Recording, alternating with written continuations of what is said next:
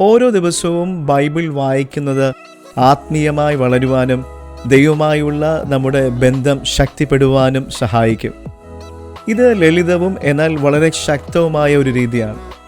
ഓരോ ദിവസവും ഒരു വാക്യമെങ്കിലും മനഃപൂർവ്വമായി നാം വായിക്കുകയും അതിനെക്കുറിച്ച് ചിന്തിക്കുകയും ധ്യാനിക്കുകയും അത് നമ്മുടെ ജീവിതത്തിൽ പ്രാവർത്തികമാക്കുകയും ചെയ്യുന്നതിലൂടെ നമ്മുടെ ചിന്തകളെ രൂപപ്പെടുത്തുവാനും നമ്മുടെ പ്രവർത്തനങ്ങളെ ഊർജത്തോടെ നയിക്കുവാനും നമ്മുടെ ഹൃദയങ്ങളെ പുതുക്കുവാനും ദൈവവചനം നമ്മെ സഹായിക്കും.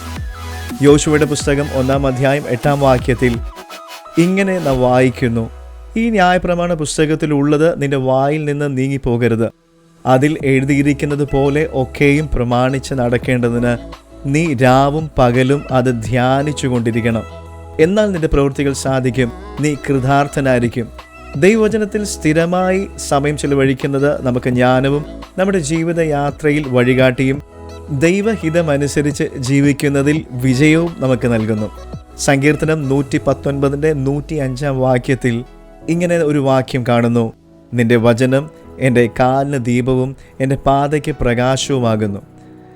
ദിവസേന ഉള്ള തിരുവചന വായന നമ്മുടെ ജീവിത പാത വ്യക്തമായി കാണുവാൻ സഹായിക്കുന്നു.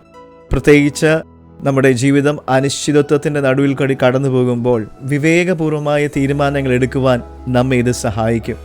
ബൈബിൾ വായിക്കുന്നത് വെറും ഒരു വായനയായി ഒതുങ്ങാതെ ദൈവശബ്ദം വ്യക്തിപരമായി നമ്മോട് സംസാരിക്കുന്നു എന്ന് തിരിച്ചറിയണം. ഓരോ ദിവസവും ഓരോ ദിവസത്തേക്കുള്ള പ്രോത്സാഹനമോ തിരുത്തലുകളോ ആശ്വാസമോ ഒക്കെ നൽകുവാനിടയായിത്തീരും. ഈ എല്ലാ ദിവസവും ചെയ്യുന്ന ഈ ശീലം നമ്മൾ ആത്മീയമായി വളരുകയും ആഴത്തിലുള്ള വിശ്വാസവും ജീവിതത്തിൽ ഉടനീളം നമ്മെ നയിക്കുവാൻ നമ്മൾ അതിനുവേണ്ടി അനുവദിക്കുകയാണ്.